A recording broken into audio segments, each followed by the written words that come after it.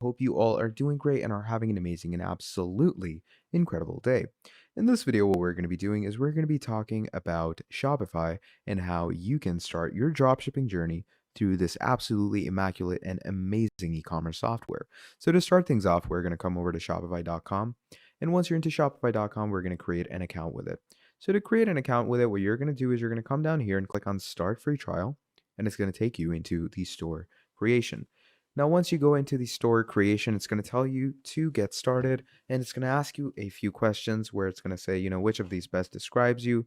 You could go with I'm just starting, I'm already selling online or in person. I'm going to go with I'm just starting and click on next. Then it says, where would you like to sell? I'm going to click an online store and click on next. And it says, what do you plan to sell first? I'm going to go with dropshipping products and click on next. Once we do that, it says, where will your business be located? You're obviously going to add in your business location. So in my case, it's Pakistan, and you can go ahead and add, whatever location you have. And once you do that, it's going to bring you here where it's going to ask you to sign up with these different ways. So I'm going to go ahead and click on sign up with email. And I'm simply going to go ahead and add an email for myself and sign in with that. So I'm going to go ahead and be using a temp mail for now.